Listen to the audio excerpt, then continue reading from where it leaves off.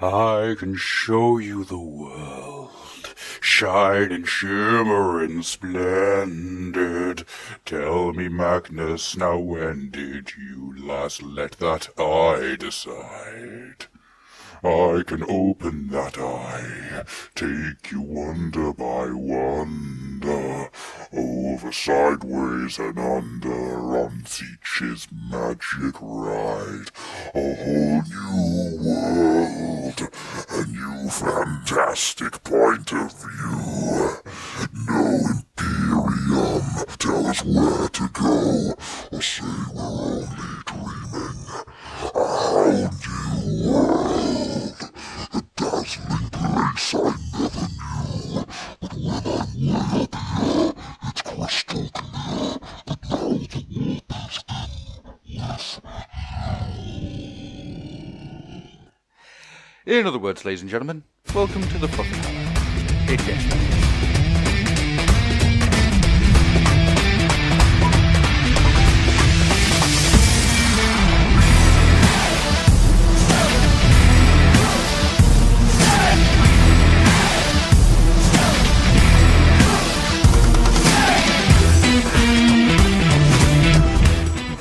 Hi. Hello. He always takes me by surprise with these. Warhammer by way of Disney. That would be interesting. Yes, I'd love to see that, actually. War Disney, or Mickey Hammer. Considering the rate at which Disney is gobbling up like everything on the planet, it seems, in terms of media, that's not entirely outside the realms of possibility. It's true. You can kind of see give it a decade. Give it a decade when we rename the planet Mickey or something, you know? And we call the solar system the Three Circles or something. Have you seen Batman vs Superman? I have, much to my lament. I mean, granted, Much to my three-quarters of that film is terrible. There is inside a very nugget of a film that really wants to get out, and there is something there that it's pushing to try and get there, but it never does. What really annoyed me about the film is I think there is something very thematic that could have been done there. Oh yes. There are gradations of heroism that you've got going on between Superman and Batman, and the way they operate, which could have been played with really quite well, I feel, as they have been in the comics occasionally, and certainly in many of the cartoons, which are, by the way, the cartoons that tend to be infinitely better than any of the film adaptations for some bizarre reason. But that film just didn't do it. It's a ruinous film. It really is. You can actually feel studio execs' fingerprints all over it. No, make it like this. No, we want it to be like this. No, you've got to cut that and put that here. We want more of this. We want more of that. It's a mess. Yeah. It's a total bloody mess. Also suffering from the fact that superhero films are so bloody saturated now. Well, that's true, yeah. We're all bored of them. Yes. Something else, please, God. Well, it's something else. The stuff that's got me excited for the year. I'm going to come back to why I brought Batman vs Superman up in a second. The things that got me excited for the year ahead are the new Godzilla film. Yes, because, definitely. That looks like an art house film with a giant budget. In the same way that Mad Max Fury Road was... It came out of nowhere, it was totally unexpected, and was absolutely fucking brilliant. Yeah, it's an assault on the senses. It's barely a movie. It's just an assault. So weird. It's fantastic. By the way, ladies and gents, this is a Games Workshop podcast. We are getting there. We're getting there. There is a roundabout... Mad Max is kind of on its way there. One dystopia leading to another. The entire Dark Future game, which was based on... Exactly. So you see how it goes. All roads lead back to Games Workshop. Yeah. And of course, Jordan Peele's new film, which I'm looking forward to. But no, the reason I brought Batman vs Superman up is, that sequence where they've got the Superman statue and it's all been graffitied? Yes. You can just see that with Mickey Mouse, can't you? I can actually, yeah. I can see it being the symbol of like dystopian oppression, a la 1984. Yes. I really can. I really, really can. Jackboots, Pluto. I'm fairly certain there was a Black Mirror episode that played with something not a million miles away from exactly that. It was a script for an old something else that Charlie Brooker was doing that never actually got out. I can't remember. It's very good. It is like most of Black Mirror. It's a stunning science fiction show. shames most of what's going on out there, I've got to say, in terms of science fiction, because it's proper science fiction. I thought you meant in the real world, because it shames that as well. Actually, it very, very clearly reflects very acutely what's going on out there. I mean, it's one of the most legitimate Day After Tomorrow series I've ever seen. Yeah, you know? Yeah, without a doubt. Anyway, but yes, anyhow, Games Workshop. George. Yes, let's talk about Games Workshop. It's almost like we're trying to push back starting this because we know that this is going to be the tidal wave, the tsunami, the avalanche, whatever you want, you know, the sheer apocalypse raining down from on high of stuff that Games Workshop have put out since we last did a Fluffenhammer. Yeah, it has been a couple of weeks just with real life busyness. So stuff going on, I'm afraid, ladies and gents. Do apologise. But that means you get a big bumper episode like this where we talk about loads of stuff. Yes. So, George, do you want to take us off on something? Because I know there's some stuff you are champing at the bit to speak about. I mean, the big thing for me is that we've been, basically since we started this podcast, one of the big gripes we've had, but also one of the things we've been talking about, which is almost certain to happen, is in 40k, the Chaos Space Marine range, yeah? Mm-hmm. It's been a bugbear for the longest time, has it not? It has. Certainly, like the mainstream Chaos Space Marine range has been. It's one of the most neglected lines in the entire range. We all know it, and it's been a pain in the arse for the longest time. Especially what with all of the the new stuff for the Imperial Space Marines. We've had like the Primaris, all of that stuff going on. We've had offshoots like the Thousand Suns and the Death Guard getting full ranges, which is absolutely wonderful. Yep. And we've had little drip feeds of stuff for the mainstream Chaos Space Marines. But what we haven't had is an overhaul of the entire line, which Space Marines have had like multiple times since the last one the Chaos Space Marines had, and as have other lines, you know. Mm-hmm. Entire new armies have come about in the interim, like not entirely new, but the Gene Stealer cults have come about in the interim, and it's an entirely new model range, you know. Well, if you think stuff about like that, the last time the last time the Chaos Space Marines got an actual line-wide overhaul, 3.5. So since then, it was 3.5. Since that was the last time. Oh yes. Since then, new armies have come along because the Tau. Yep. The Gene Stealer cults, the Necrons. Necrons. Well, the Necrons were around. Yeah, about the same time. But they didn't have a full range. No, then. That's true. It was yeah. They were still at that stage where they were just like isolated metal miniatures at that point. Yep. They hadn't had like the plastic ones with the clear plastic guns. That's true. Yeah. They hadn't had that release yet. So it was way back then when the Chaos Space Marines had their last overhaul, and boy, does it show. Yeah, well, they're tiny. I mean, they're tiny, they're under-detailed, they're not very dynamic. Since then, there have been rumblings, there have been rumours for eons. Do you remember way back when? I mean, when we first started the Fluffenhammer, I remember talking about a rumour that was going around that at some point there was going to be a boxed set coming out that was going to feature the Black Legion, that was going to have new Obliterators and Abaddon in it, a new Abaddon. That was the rumour. And then it went away. It did. It went away for the longest time. We had the Death Guard in between then, entirely new range, very beautiful. The Thousand Suns updated twice, you know. Yeah. Wonderful, good stuff. But still offshoots. The main Chaos Space Marine still languishing. Recently, things have gone insane. We've had the first stage of Vigilus, which featured the alien races largely, primarily the Gene Stealer cults. And now we have the next chapter, Shadow Spear, presumably named after that demonic spear that Harkon World Claimer carries. I think that's what it is, yes. I think that's what it is, isn't it, you know? I mean, you may be wrong. Maybe the title is leading us down a garden path and there's going to be something else that comes up during the story.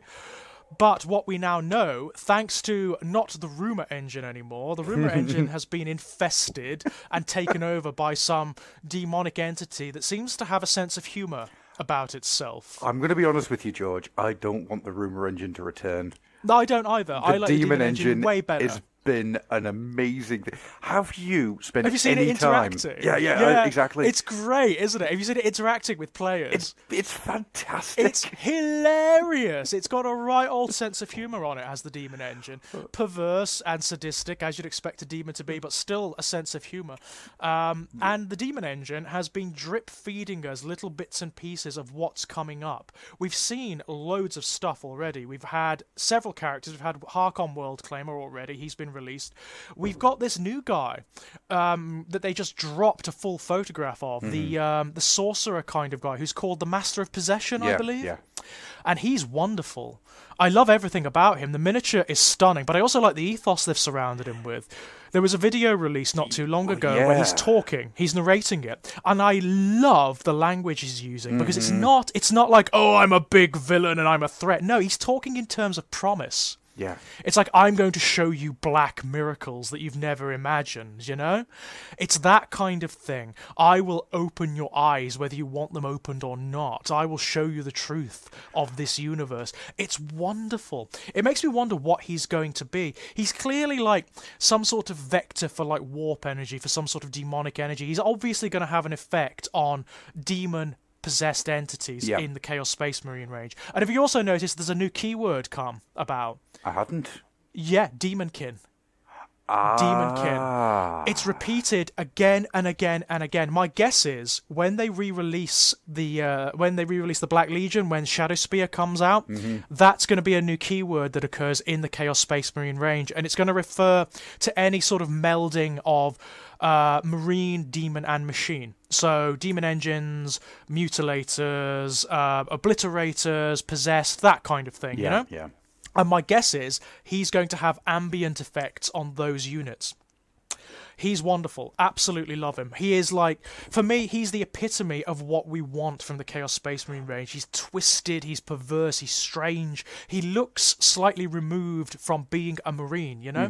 He looks like he has actually spent decades in the warp and has been saturated with it. I also love the fact that he's floating. He's flying, you know? He's borne up on some sort of demonic wind. It's great. It's absolutely wonderful. On top of that, we've had snippets of other things, but we've also had confirmations of others. We've got the new Obliterators at long last, and Obliterators at long last that look good. You know, I've always loved the concept of Obliterators. They originally came about in 3.0, like at the very beginning of 3rd edition, way back when, but they were shit. They were terrible. The original Obliterator models are just hideous. And then we had the 3.5 ones, and they were hideous too. And they've sustained right up until this point. They've always been hideous. The new ones are great. They look like demonic centurions from the Space Marine range, which is all anybody wants, really. According to friend Andy Millman, why did I call him friend Andy Millman? I don't know. That was very comradian. It was, and it was almost slightly sarcastic as well. I don't mean that to be. In inverted commas, friend Andy Millman. I think I was thinking of friend computer from Paradise. Yeah. Okay. According to friend Andy Millman. Yes, friend. The teddy bears, they're just big lumbering teddy bears. Fair enough. But if you look at like the conversions people have done of Obliterators, because they don't like the core models, that's what they look like. Yep. It's a very clear case of Games Workshop looking at what the fans are actually doing and what they want from this unit, giving them what they want. It's great. My guess is they're going to be massively updated too, because their rules suck at the moment. So, well, they don't suck. They're just not as good as they should be. You know what I mean? Yeah. They're not as good as they should be. We've also had snippets and hints of other things. There's obviously going to be new Possessed to go with the Master of Possession. That is so clear. We've seen bits of them. We've seen like hands blossoming into mouths, and we've seen cloven hooves and shit like that. So there are definitely going to be new Possessed, and as a result of that, my guess is they're going to be updated too. I think you're probably right on that one. I mean, we've also seen what I think, I'm not absolutely certain, but it seems such an obvious thing to do. I think it's very clear there are going to be new Terminators. There's going to be some species of Chaos Terminator that's coming out. We've seen the shoulder pad, we've seen an arm, and we've seen the trophy rack from them. Yeah. I think it's a new Terminator, or a new type of Terminator. They may be, because what we do know is that the release is Black Legion specific, yeah? Yeah. So they may be a very specific subcult within the Black Legion, maybe the Bringers of Despair, which we know of, the bodyguard of one Abaddon the Despoiler, which, Games Workshop very naughtily teased in their Primaris Lieutenant video. I was going to say, did they? All I remember was the Primaris Lieutenant video, which showed you the Primaris Lieutenant you've always wanted. The dead one, yes, under Abaddon's boot. You know what I love about that? If you look at the scale, I don't think you get, from the hints we've been given, it's difficult to get a sense of the scale of Abaddon. But if you look at the size of his boot and his thigh on top of that Primaris Marine, he's huge. Yes, and he needs to be. He does. He's like, my guess is he's going to be about the size of the new Marnius Calgar. You know, he's going to be a big hulking. Well, you know, if they pay attention to the Black Library books, the Horus Heresy books, you know, Abaddon is bigger than most Space Marines. He's about the size of Horus. Yeah. He's a friggin' giant, even back then. This is before he's, like, saturated with the powers of the Dark Gods. And my God, if there was ever a miniature that needed updating, it was Abaddon's. Yeah, because at this point in time, he might as well be a squat. He is. It was pathetic. I mean, even when they re-released 8th Ed, having that miniature amongst all of the others, it just looks wrong. Yeah. It looks totally wrong. And also, this guy, if there's ever an antagonist, like a core antagonist in the present-day 40k universe that outshines all of the others in terms of his threat, who's the big bad, it's Abaddon. Yes. It's got to be Abaddon. So he deserves a miniature that goes with that. And also he deserves rules that go with it. And this is another thing that we're hearing rumours of. There are going to be new rules in Shadowspear for the Black Legion. We know that. There may even be a Black Legion Codex. We don't know. Another rumour that I read recently that's been floating around for a while, apparently, is they're using this as an excuse to redo the Chaos Space Marines full stop. There is going to be Codex Chaos Space Marines 8th Ed version 2.0. All right. Very soon, to coincide with all these new miniatures, which makes a lot of sense. A lot of sense. It's really cool. They've also had that big new demon engine. The spider, the venom crawler. The scuttling monstrosity that it is. I like it. I like it a lot. Demon engines have always had a checkered history for me. Yeah. I like the concept of them. I think the concept is absolutely beautiful, and I think the potential for like these fleshy Geigerian industrial nightmares is wonderful. But the miniatures have always been a bit lacking. I never really liked the Defiler. I never really liked the Forge Fiend, and I never really liked the Mauler Fiend either, or the Helldrake for that matter. I've converted all of my own from them because I don't like them. This one I really like. For me, it's the first one that captures that feeling of being legitimately demonic and yet having that sort of industrial, slightly imperial influence, you know? Yeah, it looks like something grew out of something that existed. Exactly. It looks great.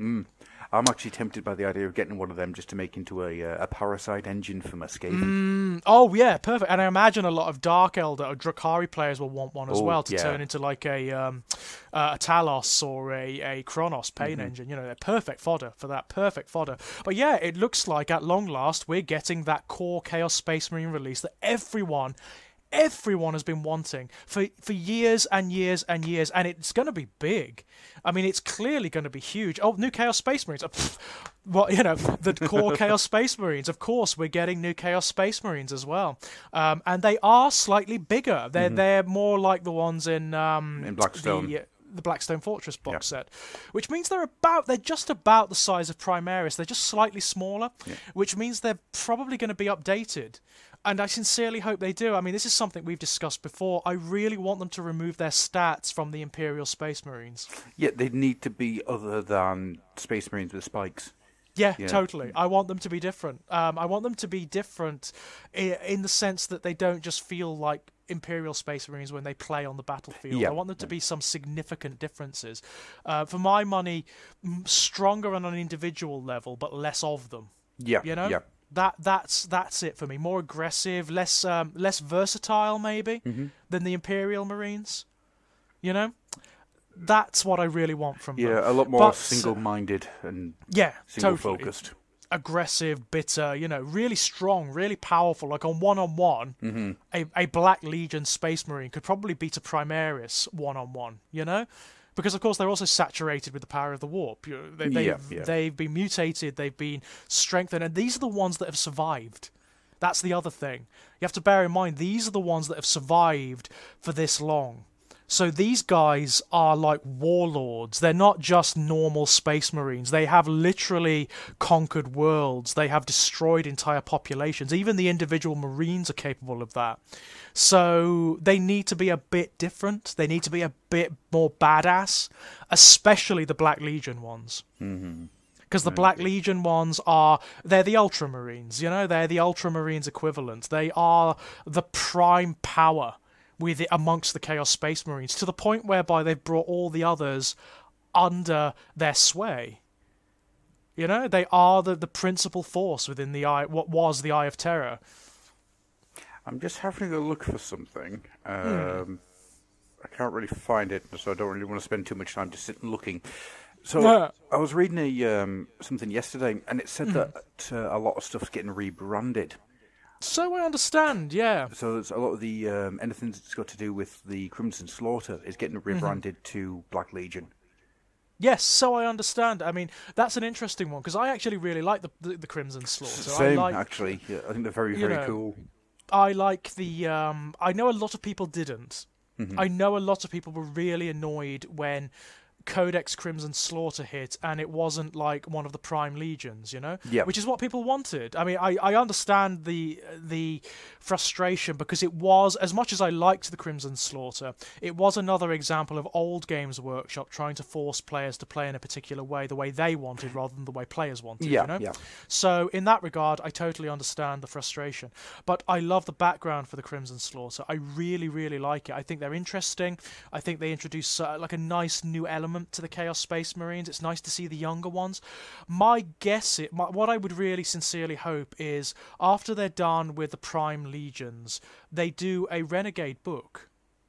I would love to see a Renegade Codex which deals with the Crimson Slaughter and all of the others, the Flawless Host and the all of these new warbands, these Renegade warbands that have cropped up in the interim, because I like them. I think they add something a little bit extra.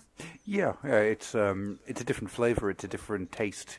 It Absolutely. allows you to... I think that's the strength of what the Chaos Marines need to be, is that you can pick out something, and more so than any Imperium Marine chapter, there's a very specific flavour and style that you get from them. Well, one thing, I mean, don't get me wrong, this is the only good thing you'll ever hear me say about this codex, but the hateful 4.0 codex, the one that everybody wants to forget, that was like probably the very nadir of Games Workshop. It was the point where I dropped out, basically. Yeah. And that was like the first time I dropped out since I discovered the hobby. You won't hear me say much good about that codex, but one thing it did do, which I really, really liked, was it went into some really sincere detail as to what happens psychologically to a Space Marine when they start to doubt. When their programming, the sort of psycho-programming they go through starts to fail, and they start to recover a little bit of what it was when they were human. That's what happens to them. They start to realise that they are these like Nietzschean supermen in a universe where nothing can oppose them.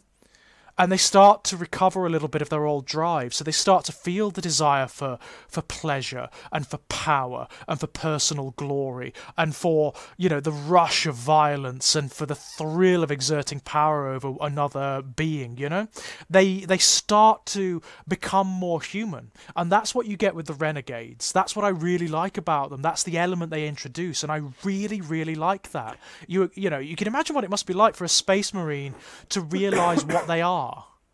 Yeah, the idea of the Ubermensch becoming self-aware of being an Ubermensch is... And realising that all the bullshit around them, the chapter rituals, the structure is bullshit. It's all there to control them, Yeah. Can you imagine the rush? Can you imagine, it must be horrendous, because that's another thing it describes. First of all, their whole world is broken down around them. Like, everything they believed is taken away from them, or it's revealed as being hypocritical. And then from those ashes, they build a new personality. They start to realise, well, nothing matters. It's it's a kind of nihilism, you know? It's like everything I believed is gone. I'm free to do what I want. Yeah. And nothing can stop me. That's what terrifying concept. Isn't it great? I mean, that's what I like about the Renegades, and it's why I hope they come back. It's why I hope we see a bit more of them. Because I love that element of the 4.0 codex, and those elements were only introduced in that codex. Yeah, yeah. I really like. I really, really, really, really, really like, and I want to see more of them. But beyond that, I mean, it's a good time. It's a good time to be a Chaos Space Marine player. For the first time in a long time, it's a good time. There's a lot to look forward to, and they are clearly throwing a lot at this. Well, man, are they throwing a lot at this? This is going to be something that's going to be happening throughout the year, though, isn't it? Yeah. This isn't a one-and-done release. This is for the next 6 to 7 months. Well, by all accounts, what's coming after is there's going to be both an Emperor's Children and World Eaters release at some point this year. And there's also supposed to be, according to rumour, a Fabius Bile release as well. Yes! But where that will fit, I don't know. That may be as part of the general Chaos Space Marine line, or it may be part of the Emperor's Children line. Bearing in mind that he was originally an Emperor's Children Marine. He was. And he's still loosely associated with them, even though he is a renegade. Mm-hmm. Very, very, very loosely. Very loosely, yes, but he still does have contacts with them, and they are the Legion he makes most use of when he needs them. So it's not outside the realms of possibility that he'll occur as part of the Emperor's Children line. No. I think that's probably the best place for him, because then you can have him narratively coming in and taking control of an Emperor's Children force. Well, this is a very good way of driving it forward, isn't it? Of shifting the Emperor's Children forward when they do it. Because one of the things they are going to have to do with the Emperor's Children is introduce a lot of new stuff, because they've been kind of static for a long time. Unlike, say, the Thousand Sons. Really. Yeah, really. I mean, the Thousand Sons have had their shot in the arm. We know what they're doing in the new status quo. You know, Sorciarius is in the material universe now, and Magnus and Ahriman are weaving their agendas throughout reality. The Death Guard, we know what they're doing. The World Eaters, we have some suggestion of what they're doing. The Black Legion, we definitely know what they're doing. So the Emperor's Children have remained fairly static, as has Fulgrim. So they really need a kind of dynamism. They need a path to follow. Yeah. And I imagine Fabius will be bound up with that. How interesting would it be for you if Fabius returns in I'm trying to think of a way of putting this, in a more productive role, that he turns up... sort of like an advisory role. Yeah, like a Grand Vizier. Yeah, actually, he's almost he's almost like on commission. You know, he's like he's been brought out from outside. Yeah, I can see that being the case actually, because that's the way he operates. Certainly in the books, if you read the Fabius Bile books, that's how he operates. That's what I'm thinking of. I'm thinking of him in the first Fabius Bile book, where he, what's he called, the Radiant King in all of his splendor, or something like that. Where the Radiant Lord gets hold of him and says, "Look, I need you to do this, because then we can bring back the 10th. Yes. The glory of the 10th. It's like, you fools. The 10th is dead." God, I love Fabius Bile. Yeah, he's great, isn't he? He's a really cool character. Really is. And I like the idea of him turning up in Emperor's Children armies, but also not being like a sincere part of them. I mean, the way it would work in the current dynamic is he would be in the Emperor's Children army, but he would lack the Slanesh keyword. That's the way it would work. That would be a really good way of putting it, actually. Yeah, because he's not he's not devout. He doesn't worship Slanesh. He doesn't worship any of the Chaos Powers. He hates them. No, he denies them. Yes, he absolutely loathes them. So. It's an exciting time. There's so much that's potentially coming out. Abaddon's return is really fascinating, because that narratively, the first Vigilus book was absolutely fantastic, by the way. Really one of the best campaign books they've ever released, because it was fun. It was fun to read. I was actually interested in what was going on, you know? Oh, yeah. Whereas most other campaign books previously, I haven't really been, to be perfectly honest. Well, I think they learned some very valuable lessons from the Gathering Storm. Because The Gathering Storm in itself as a piece of narrative fiction is fantastic. Yeah, it's really good. I mean, they have been doing well with the campaigns in both game systems recently. Yeah, because they are legitimately using them as a means of changing both the settings and the armies. You know, they are genuine updates. They're not token. They're not sort of like come and gone. They actually are changing the status quo, which is wonderful. Where we now have this new sort of Cadia, I suppose, in the form of Vigilus. And we have an arena in which the existing armies can be changed and can be updated, can be resurrected, as with the Genestealer cults. And the next one is the Black Legion. But the return of Abaddon is significant because he's sort of been missing in action since Cadia. We don't really know what he's been up to. No. And my guess is he's been capitalizing because that's his nature. I can't imagine that he just went away and just had a bit of a rest, you know? No. He's been up to stuff, and I'm fascinated to see what he's been doing. 13th Crusade, Part 7. And what he makes, of course, of like the Primaris Marines and of Gilman's return and of Marnius's ascension and all that stuff. It's going to be very interesting to see. I mean, he doesn't seem to be dissuaded by it. No. If recent actions are anything to go by, he doesn't seem to be dissuaded by it at all. No, I think it's more of he sees it as an open challenge. Yeah, absolutely. I mean, he sent. I mean, the very fact that he sent Harkon World Claimer against Vigilus, because that Harkon is like a living letter of intent, isn't he? Yeah.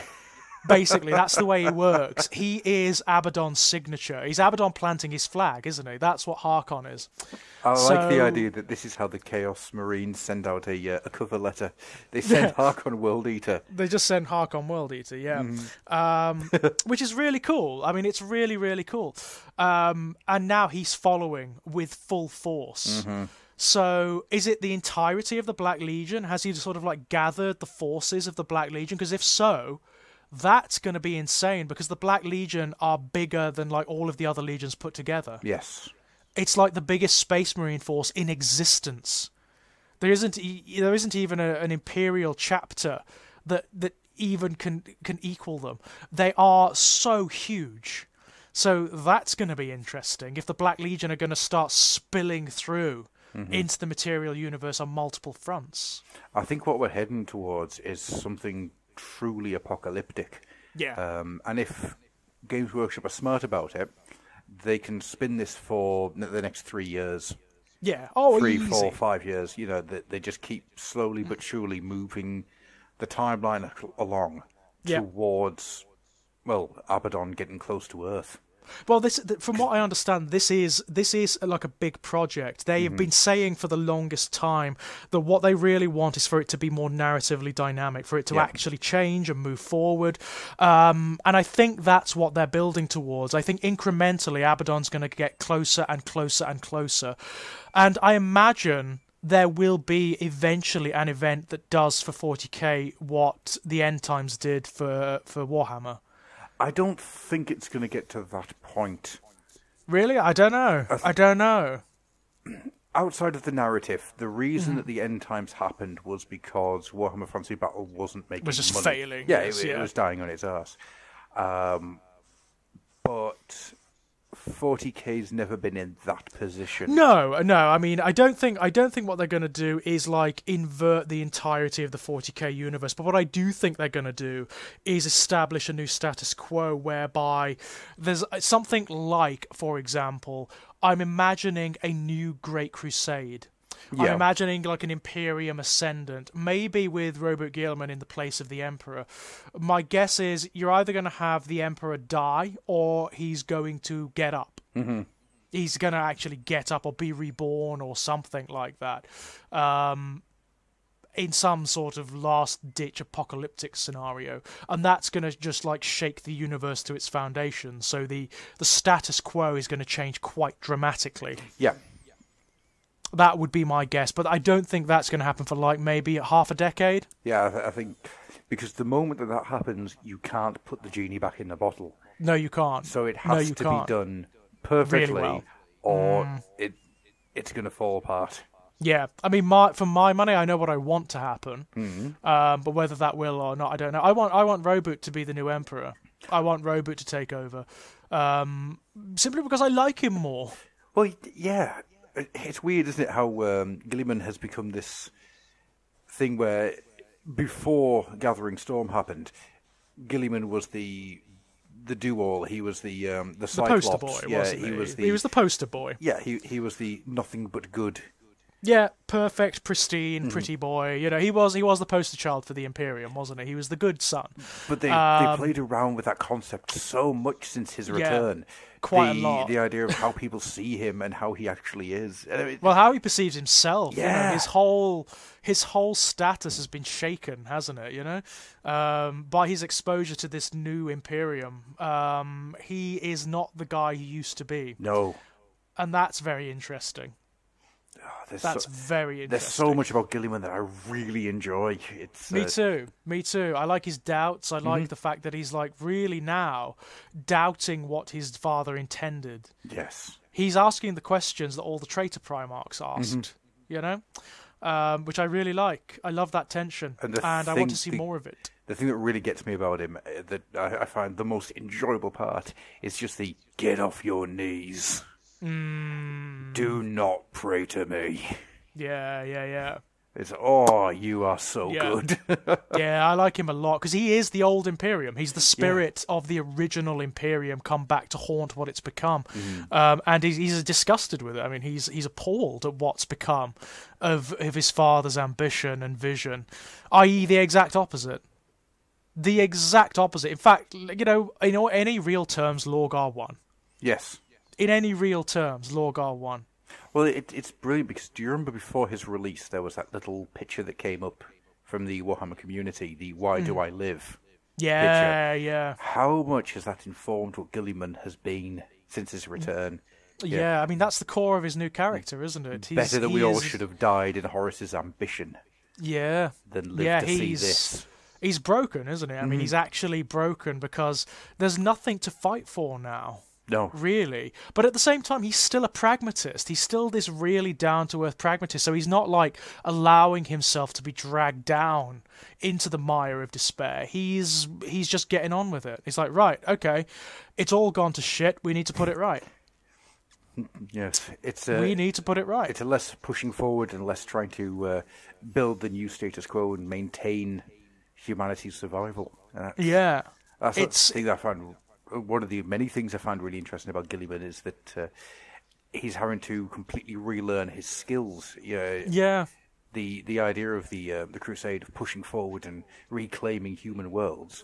As much as he's now started a new crusade, it's not working, and it won't work because it's not the same problem that needs fixing. No, it's not the same anymore.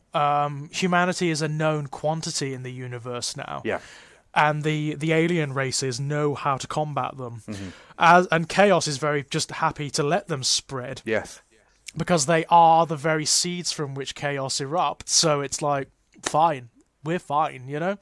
He's fighting against the tide. I mean, that's what you got from the Indomitus Crusade stuff. He's fighting against the tide. It's almost like a symbolic gesture more than anything. He knows it's not going to work.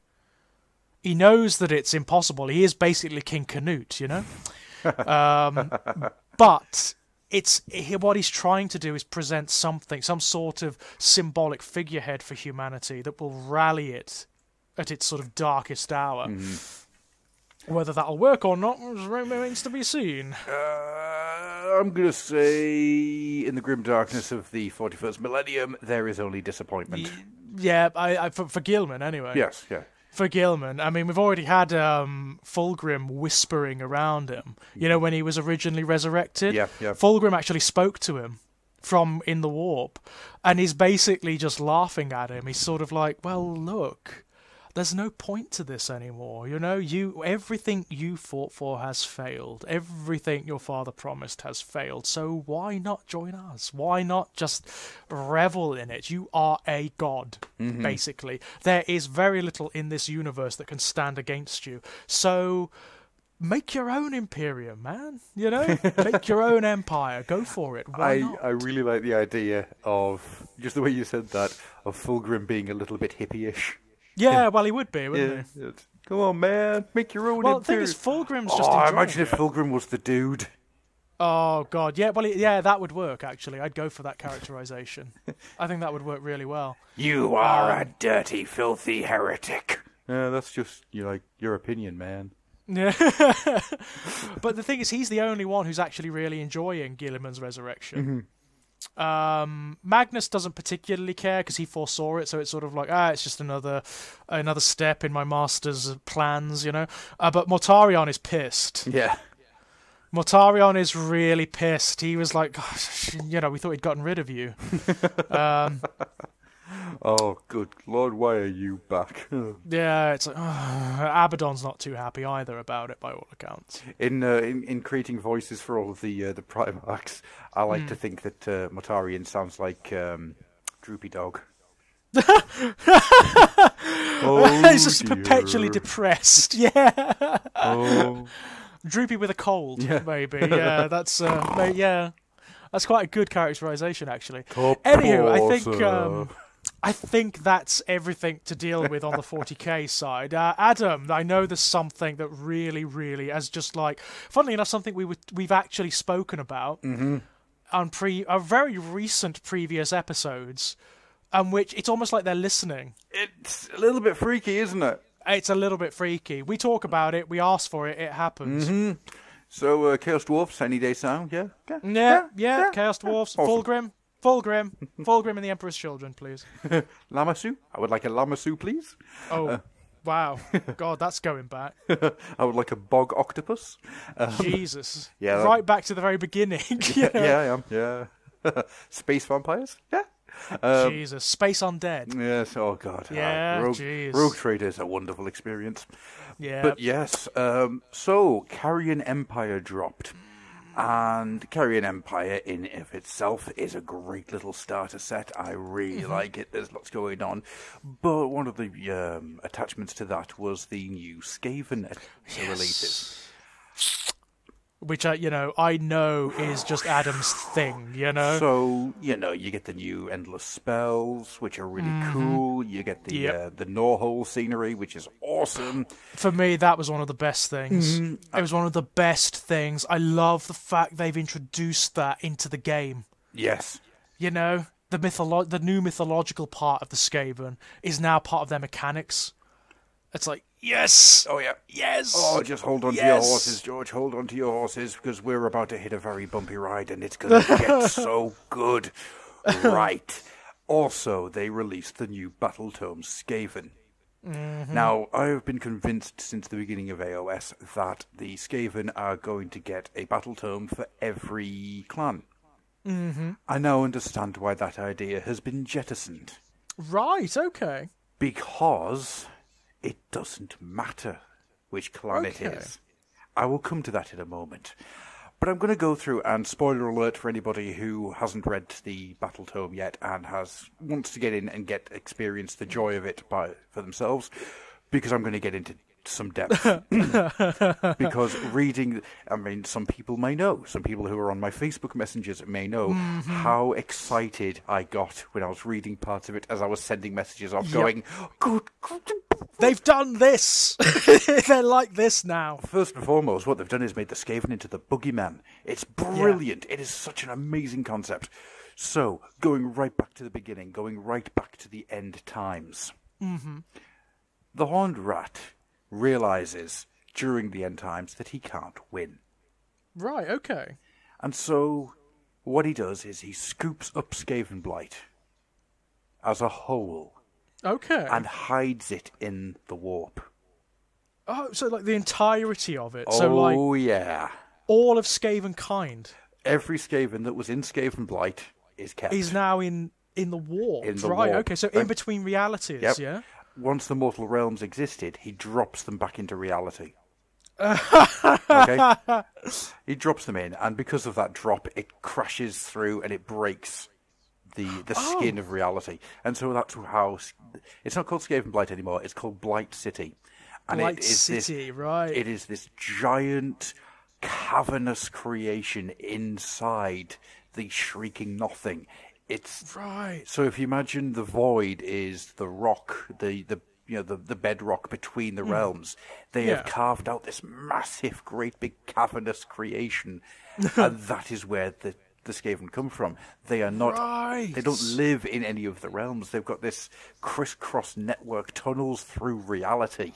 So they're everywhere, basically. They are gnawing through every mortal realm. Yeah. Oh yeah, and they don't map out where the gnawholes are. So okay. So they just don't care. No, they keep crossing over. They are systematically destroying the void. Oh, so basically by creating the gnawholes, they're undermining all of creation. Yep. Yeah? Oh, so they're like elemental entropy. Yes, because that's so cool. That is what the Skaven are. The idea of them being the multitude of rat men who are there, and they are the downfall of civilization. Well, that doesn't really work anymore because that's what the Beasts of Chaos took. That's what the Beasts of Chaos are. Pestilence being basically the disease and the rot. Nurgle has that pretty much covered up. They are ruin. Right. The Skaven are. The Horned Rat is the chaos god of ruin. Right. So, like, the downfall of all civilization and all, like, created things, yeah? So, as much as Khorne is the embodiment of martial prowess and blood and violence, Slaanesh is the experience and desire. Nurgle is rot and despair. Yep. It is ruin. It is entropy. It is the destruction of everything that has ever been built. And is that like a conscious thing that the Skaven are doing, or is that just something that they do by their nature? It's just how they're built. It's how they've been created to be. Right. So they've done with them what they did with the Beastmen, haven't they? Yes. They've like made them more mythological. Yeah. There's a sequence in the book where it talks about how the Horned Rat continuously gnaws on the foundations of power that the other Chaos Gods have. Right, okay, that's cool. So it's not a full-out attack, it's just these little... It's insidious, yeah? Oh, they are so insidious. But that's what they are, that's what they've become now. It's this... Right. Oh, my God, I'm actually like... because they've made the Skaven into something truly weird. Yeah, which is... It seems to be the way, doesn't it, with AOS? Whenever they resurrect one of the old armies, it's like they don't just want to give you, like, here's the old miniatures range, this is what they are in the new setting, there you go. They really do seem to concentrate on making them something special. Yeah. I mean, even when, like, Transkiri, who they build, they construct, right? Yeah. The byproduct of everything that they construct is that it destroys. Right, so it's construction for the sake of destruction. Exactly. Yeah. So, like the what are they called? The warp grinders, right? Which they use to dig through reality. The fun thing about them is, as they dig through reality, they cause massive seismic issue within the void. So, as they're cutting through, making these big gnawholes that go back and forth and crisscross everywhere, it destroys the foundations of the reality surrounding that realm. Right, okay, so they're a real threat, like... Massively so, and it purely, almost by accident half the time. Yeah.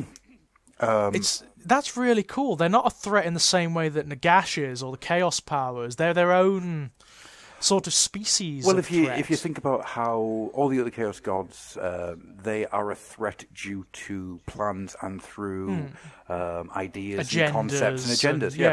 Nagash has his own agenda. He has this giant, far-reaching plan, and that's the Skaven are a threat because they exist. Because they exist, yeah. They're diametrically opposed to. It seems to me to Nagash. Yeah. Because Nagash and the undead want to create suspension. Like perfect suspension. They want everything to be crystallized and static and the same forever. Yeah. It seems like the Skaven are the exact opposite of that. They want everything to collapse and decay. And that's not accidental. That has been a plan going into creating this new book, because the Nagash and the Skaven have always had. Well, they've got their they've got their beef, haven't they? They've got their baggage like way back. Now let me get into some details for some other bits. I'm not going to get into everything in that book because everything in that book is just too good. It's a pinnacle of the battletomes as far as I'm concerned. Right, that's so cool. And I'm not just coming at that because it's the Skaven and they are my first love. No, I want to buy. I mean, I've always had this like passing interest in the Skaven, but that makes me want to buy the book. It really does. So, there's three of the things I want to get through. So, one of them is that there is a constant civil war happening in Blight City, right? So, the Council of 13 have now become the Lords of Decay. Okay. Right? And the Lords of Decay have, there's 12 of them, so they are, evenly matched, and the 13th chair is always the Horned Rats. Open, okay? Yeah. Right. So, much of a muchness. At the moment, 4 chairs are held by Clan Skirry, 4 chairs are held by Clan Pestilence, and then the rest are Verminous, Moulder, and Verminous, Moulder, Eshin, and Master. The Master Clan, which is a clan entirely made of Grey Seers. Right, okay. So that's where the Grey Seers come from. They are no longer just born into the different things. The Master Clan sends out the Seers into the different armies. Okay. So the Grey Seers don't have control. They have some control, but the vast amount of votes goes to Skirry and Pestilence, who are continuously having a civil war to try and get that one extra seat. And there's a wonderful bit, and it's so Skaven, it's beautiful, is that there's a constant change happening on the council. So the person who turns up in the morning may not be the person that turns up in the afternoon, because that person has had an explosive accident involving a donkey.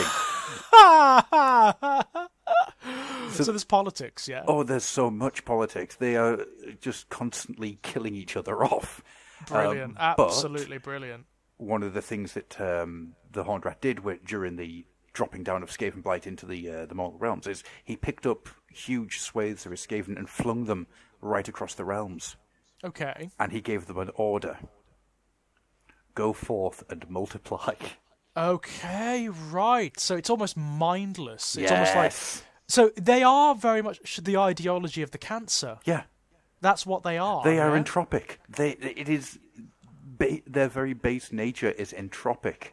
Wow, that's so cool. The aspects they've attached to them has just enhanced them massively. It's made them way more than they used to be. Yeah, massively. They're not just a little almost sub-race of beastmen that are slightly more popular. Basically, they're not just the Ratmen army. No. There is a lot more of an etheric violence happening here. Their very nature is anathemia to order.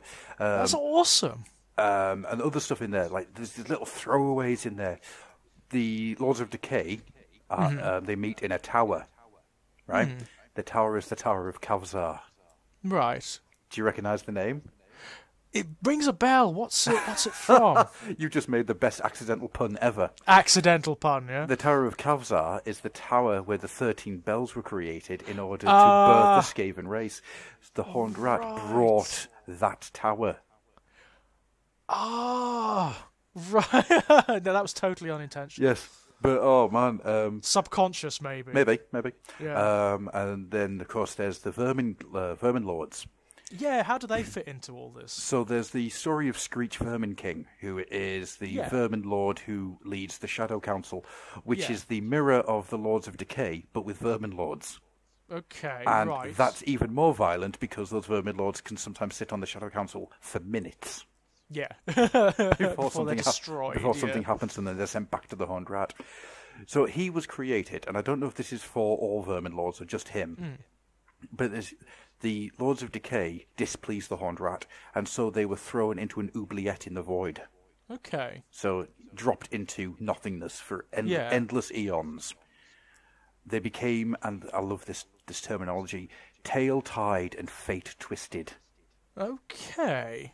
All they had to nourish themselves was blaming each other and the despair and destruction of their plans and the ideas of how to regain glory. Uh-huh. And when they came back out, they had been melded into one scriggling mess. Right. It's a rat king. Mm-hmm. It's a rat king. Hold up.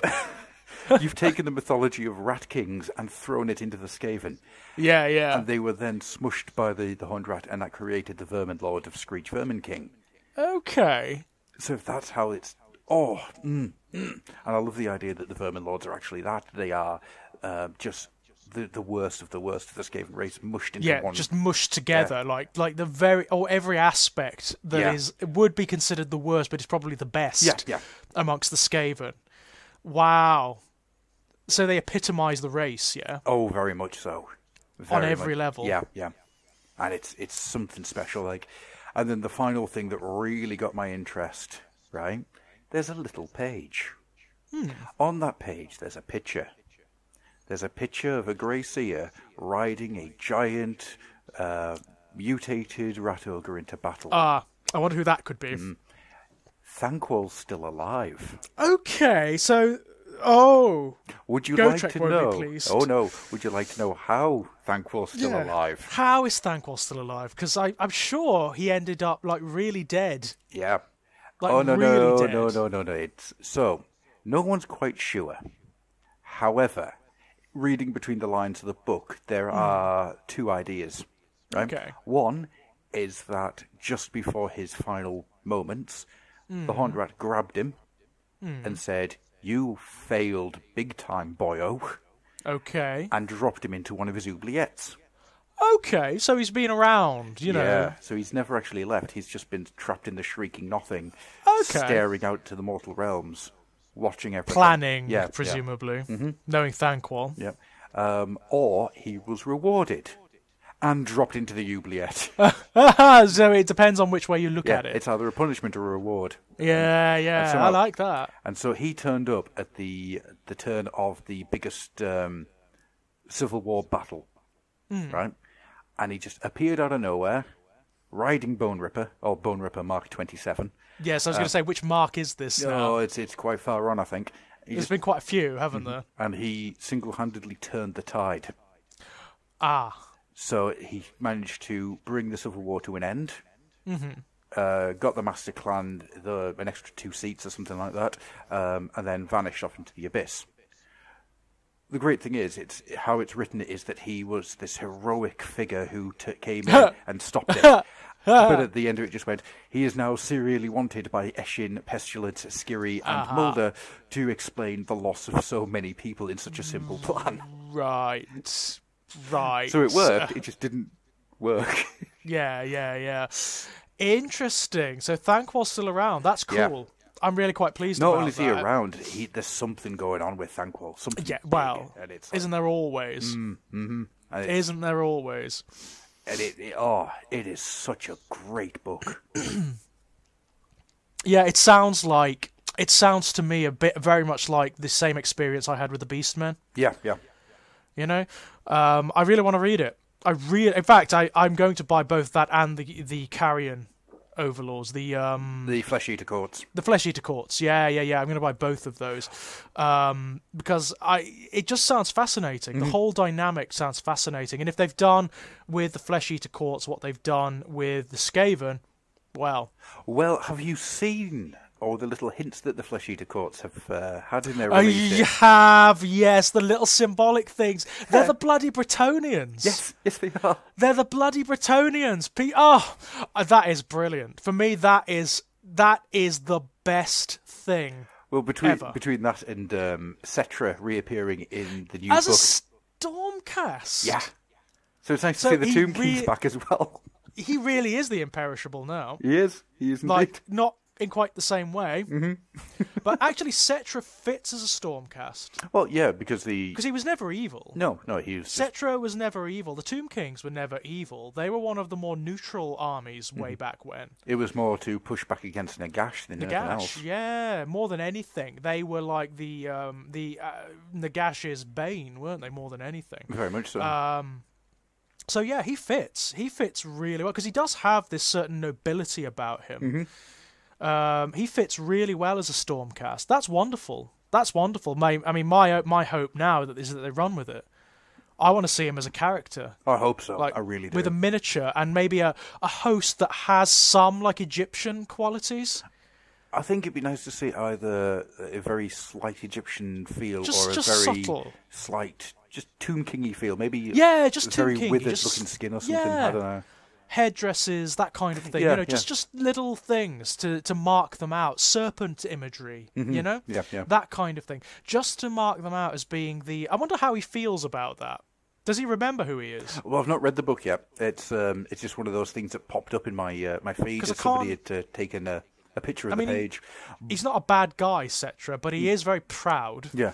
And he is like he was the Grand Emperor of Nehekhara once upon a time. Yeah. So I'm not sure he would take to being a Stormcast that well. To be honest with you, I'm going to go to Games Workshop later on because today is Black Library open day, and I'm going to buy the book. And I'm going to see what they do with him. I mean, it may be nothing. It may just be a throwaway reference. It may not be like a deep, dense thing. I think it's more laying the ground for something to come forward. I don't think it's going to be anything massive. No, I would just but it's cool. I love the fact that they're doing that. And the poor Bretonnians. Oh, I hope they carry that forward with the miniatures range. So do in the future. I want to see. I want to see more references. I want to see like a Morgana Le Fay vampire kind of thing or something like that. That'd be wonderful. Maybe even a reference to the Green Knight or something like that. Have you read any of the Undying King?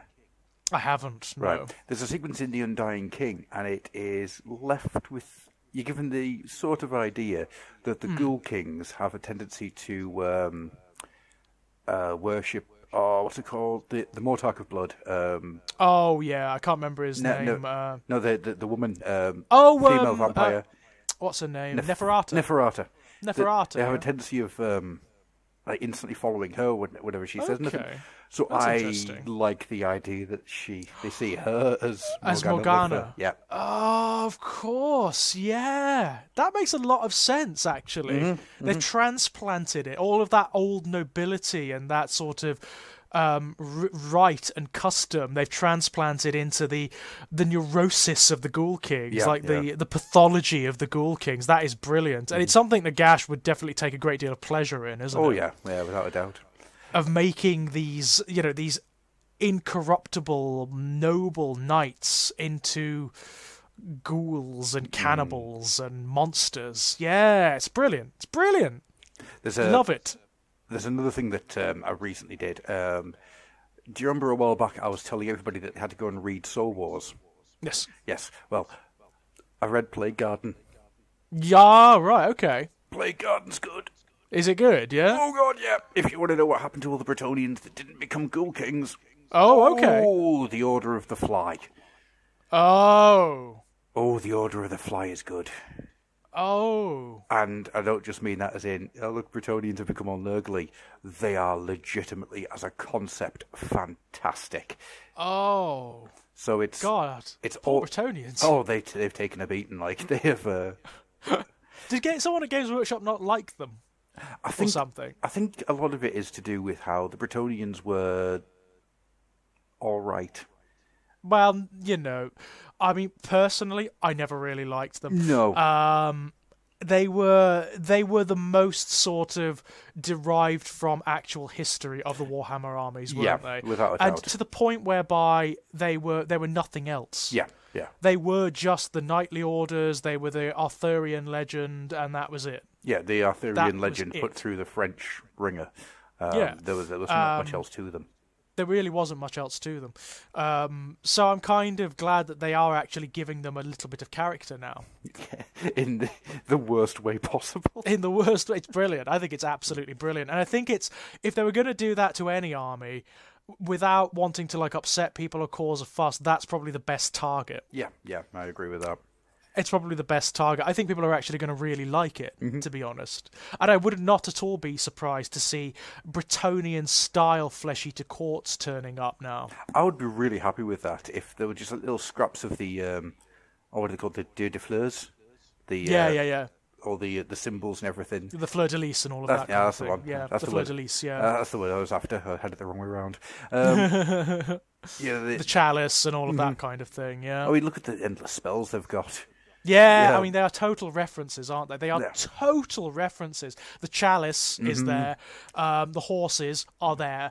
Yeah, it's really quite clever. It's really quite clever. More of that, Games Workshop, please, because it's funny and it's great fun. And it's not just funny; it also lends a bit of pathos as well. It does. If you think about how far these characters have fallen, it really gives it so much. I'm surprised I haven't seen any sort of ghouls that have been done the half ghoul, half knight. Yeah. You know. Yeah. Both how they look and how they think they look. Yes, maybe we will see it now. I think so. I think that's maybe we will when they come to redo the line. Which maybe probably be quite a far way off yet. But I think it's going to be a far. I'm going to have to get the Flesh Eater Courts book now because. Oh yeah, I just want to see what's in there. I want to know how they've revamped them, so to speak. Because they are the previous battletome wasn't well regarded, was it? It wasn't really anything. That's the problem. No. In the same way that the Seraphon book wasn't really anything. Yeah. You know, it's problematic, but it was them trying to find out what they could do and. Yeah, they were trying to slot them into the new status quo, weren't they? That's what they're trying to do, but not really maybe having the time to really look at them. Yeah, well, if you think about how many battletomes came out in the first 3 months of Age of Sigmar, you know, it's of course. Trying to cover as much as physically possible. And now they've got that time to sort of sit back and think about stuff. Yeah. You get stuff like the Beasts of Chaos and you get the Skaven. Yeah. I mean, one thing that is coming out that really did surprise me, I've got to say, is hot on the coattails of Wrath and Rapture is a new Bloodbound book. Yeah. What the hell? Yeah. Where did that come from? Don't know. Where did that come from? That shocked me, I've got to say. That really did surprise me, because the Bloodbound book isn't that old. No, it's not. The miniatures range is pretty full. But they are releasing new miniatures for it, aren't they? Yeah, There's like new Skulltaker, for one. Utsahul, as his name actually is. And also the very Khorne, if you're listening, the very not endless spells. The very much not endless spells of Khorne. I actually think that they're not as much endless spells as guitar chords being given physical form. Yes, they're heavy metal given physical form. What do they call them? Cornate phenomena. Yes. I think that's safe. Yeah, I think that'll do. I think that's safe. To be honest with you, I kind of want them for scenery because the skulls pouring blood out their eyes is just so stupidly brilliant. It's really good. But if they're going to do the Bloodbound, my guess is they will also re-release at some point the what's the one? The Disciples of Zeech book? Yeah, the Disciples of Zeech. Because of course they're going to have their own endless spells as well. Yes, they will. And I think that could probably do with a bit of a rework. Yeah, probably could now. It's a really good book. It's still a really good book, actually. In fact, some of it needs to be toned down. A little bit of it needs to be toned down because it's actually really powerful. Yeah, it's on the current status quo. It's a bit nasty, you know. Especially with the horrors. Good grief. Pink horrors, yeah. Pink horrors are a friggin' nightmare. They really are. Well, considering just how far they divide down the line now, you know. Well, it's also the fact that like they can summon other pink horrors. Yeah. You know, it's like pink horrors summoning pink horrors that split and then split and then split again. It just gets ridiculous. And it's a bit mental. It's a bit mental. But yeah, they could definitely do with a revamp now. And I can see it happening soon. And I imagine I imagine that the new Slaanesh book can't be that far off. I think that's going to be end of summer. I think so too. I think, actually, I mean, this may be controversial, but I think we may have seen the new Keeper of Secrets in the rumour engine. Yes. There's that big claw with the eyes on it. Yeah, now, people thought that was of the Possessed, but have you seen the text that goes with it? I think I did. I can't remember. It says something along the lines of more to tempt you for the future. Right. Temptation. Yes. Slanesh, Yeah, yeah. My guess is that's the claw from the new Keeper of Secrets. So that's what I think. If that's happening, then that Fulgrim, that we know is finished and ready to go, can't be that far off. Can't be far off. My guess is maybe a summer, maybe even autumn release. I think end of summer, because I think actually that would fit, wouldn't it? Because they're gearing up for Vigilus to be the big campaign over the summer. That's right. So towards, maybe more even towards autumn, like end of summer, autumn. Yeah, that would make sense, actually. That would make a lot of sense. Where they drop the third Vigilus book and it's Fulgrim. That would make a lot of sense. Yes, I think that's probably the strongest chance. Wow, so yeah, let's see, eh? Let's see if we prove correct on that one. It may just be me reading too much into it, but it just seemed, the language seemed to be very specific. Yeah. You know? Yeah. I think it may be the new Keeper of Secrets. I think it probably is, and I think Slanesh is on his way back. I do too. Brilliant. Can't wait to see what they do with that. So, I think then, with all that being said... I think we've really raked through that one. God, there's so much. Oh, I mean, there's tons of stuff that we should really talk about, but there's just no point getting into because we'll be here for days. We'll be here forever. You know, but and there's probably going to be more stuff today. There's probably more stuff up now. That seems to be the way it goes, isn't it? We finish recording and then everything drops. Yeah, everything drops. I know, right? It's ridiculous. 3 weeks ago, I think it was, the last show that we did, we recorded it, came away, and then all of that stuff came out. Yes. And it's like screaming at an uncaring sky. Yes, God, absolutely. So, with all that being said, George, is there anything that you would like to do some pimpage for? Yeah, sure. As some of you may know, our Born in Blood exhibition has come and gone. That was great fun. And on the back of that, there is now a volume of short stories out, Born in Blood Volume 1, which you can find over at Amazon and strangeplaygrounds.com. If you do happen to buy it, please leave me a review. I'd be very, very grateful for that. You'll also find my other books there, Strange Playgrounds and... Essential Atrocities. If you do buy them, please leave a review. That would be very, very, very much appreciated. Beyond that, you can find me over at Exaggerated Elegy, doing all sorts. I've just started a Dark Souls Let's Play because I hate myself, apparently. I apparently have a real problem with myself. And you can also find me at Enigmatic Elegy on Twitter, where there's all sorts of stuff. Actually... Sorry. Oh, that tickled me somewhat.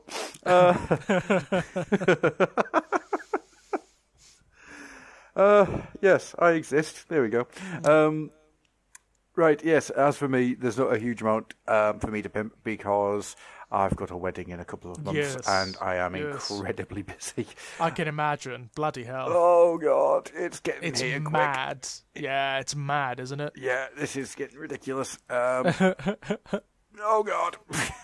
Things need to slow down a bit now, please. Yes, please. So other than that, you can find me on Twitter at Grufflock and at the Fluffenhammer. You can find the Fluffenhammer, both the group and the page, on Facebook. The page exists. It's a nice place. The group is a very nice place, and the page is there to give you an idea of what the group is. I mean, I didn't even know until people pointed it out that it's actually a lot nicer than most Warhammer sort of based communities. Yeah, it's one of the things that I often get messages from people just thanking me for making this space where people can go to. A nice space where people can go to, and it's not like moaning, and it's not carping, and it's not arguing, and it's not biting, and it's not a fanboyish place. No, somebody sent me a message. I can't remember who it was, so I do apologise for that. Just said it's the perfect place for those of us who don't have the energy or the time to get into the backbiting. Yeah, absolutely. That's what I really like about the Fluffenhammer. It's because it's a nice place to be. Yeah. It's not like going onto the comments section of certain other areas or forums or whatever, which can get pretty sort of like nasty and tribal and very silly. It's just about the hobby. Yeah. And it's just about what people like and what they're doing and what they're enthused by and all of that stuff. And I was very proud this week, not to get into too much detail about it, but something popped up into the community, and the sense of support and outpouring of trying to help was... It made me very proud. Made me very, very proud. Very cool. Very cool. Very pleased about that. Nice one, guys. So, yeah, you guys rock. And with all that being said, speaking of rocks... I've got nothing to jump from there, so we're going to get out of here. I was wondering where the hell you were going with that. I was like, what could you be talking about? Well, I had something, then I realised it wasn't going to work. No. So it was going to be off the rocks and on with socks, but then I decided... Shut up. Yeah. Okay, fair enough. Fair enough. You guys take care now, and we will see you next time. Bye-bye now. You will. Bye-bye.